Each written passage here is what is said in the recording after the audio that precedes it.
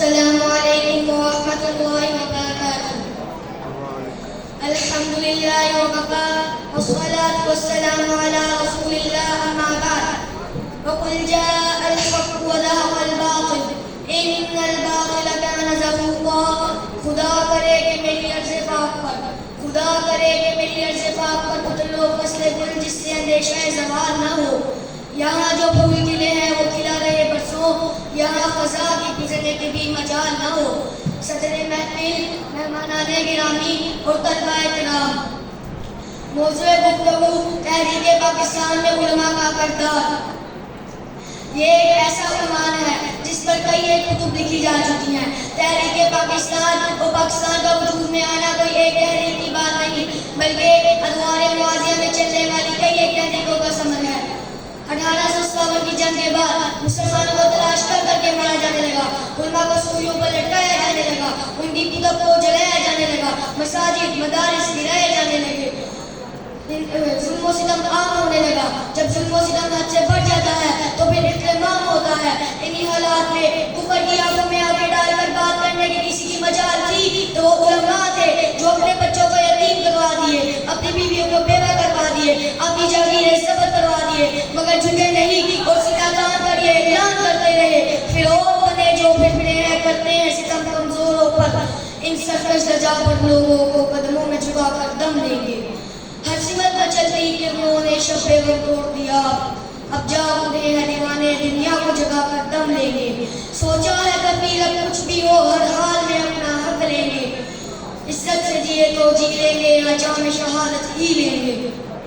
اور یہ بات عیاں ہے دنیا میں ہم پھول بھی ہیں تلوار بھی ہیں، یا بدن یہاں مہکائیں گے یا خون میں نہا کر دم لیں گے.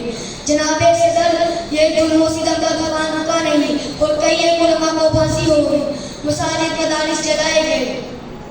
شاہ ولی محدث دہلوی کے خاندان نے جہاد شروع کیا. شاہ عبدالعزیز نے انگریزوں کے خلاف جہاد کیا اور یہ تحریک اس قدر مضبوط ہوئی کہ کئی ایک علاقے فتح کر لیے.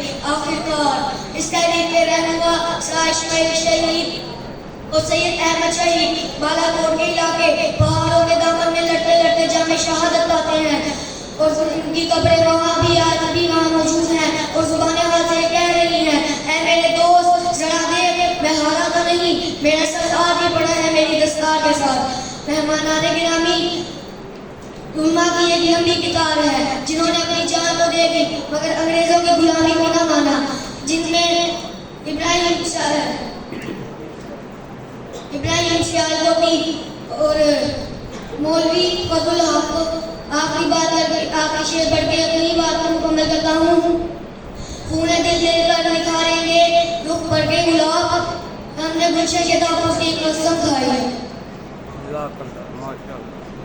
اب تقریر کے لیے دعوت دیتا ہوں عبداللہ رشید بھائی کو. ان کا موضوع تحریک پاکستان علماء کا اختصار ہے.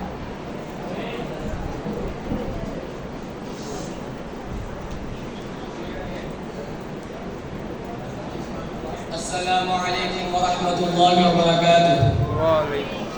الحمد للہ الذی خلق الانسان والصلاة والسلام على من أدب الأدب الإنسان. إنما يخشى الله من عباده العلماء. قال النبي صلى الله عليه وسلم العلماء ورثة الأنبياء. یہ عظمت باطل دھوکہ ہے، یہ ثبوت کافر کچھ بھی نہیں، مٹی کے کھلونے ہیں سارے، یہ کفر کے لشکر کچھ بھی نہیں. اللہ سے ڈرنے والوں کو باطل سے ڈرانا مشکل ہے، اگر خوف خدا ہو دل میں تو طاغوت کے بہتر کچھ بھی نہیں.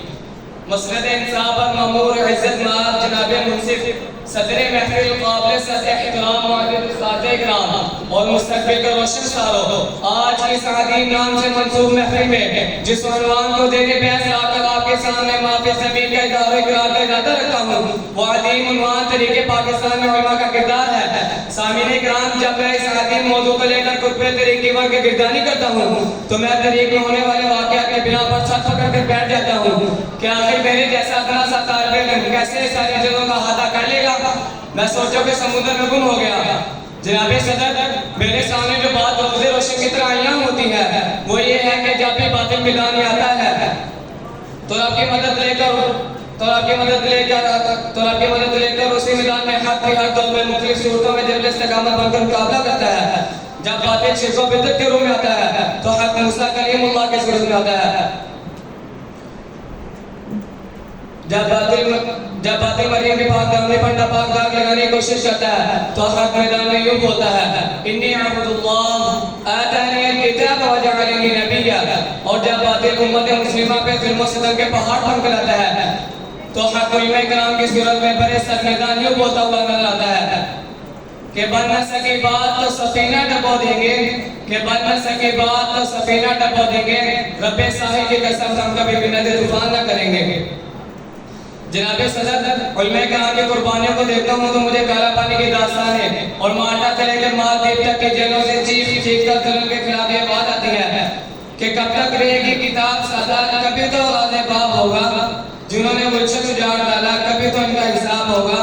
سکوت صحرا میں بسنے والوں رتوں کا مزاج سمجھو، آج کا موسم ٹھیک ہے تو کل کا موسم خراب ہوگا. مہمانان گرامی، طریقے پاکستان میں طریقے آغاز سے لے کر آخر تک اور پاکستان بننے تک علماء ہر میدان میں نظر آئے. مولانا اشرف علی تھانوی، مفتی محمود الحسن، مولانا ثناء اللہ امرتسری، مولانا نذیر احمد حسین بٹالوی، داؤد غزنوی، شبیر احمد عثمانی جیسے لوگوں کی قربانیاں ملتی ہیں اور ہمیں یہ ساتھ دلاتی ہیں کہ کفر کے ایمانوں تک یہ بات پہنچا دو. ہم کاٹ تو سکتے ہیں مگر جھک نہیں سکتے. کہ بن نہ سکی بات تو سفینہ ڈبو دیں گے، کہ بن نہ سکی بات تو سفینہ ڈبو دیں گے، رب ساحل کی قسم ہم کبھی بنت طوفان نہ کریں گے. والسلام.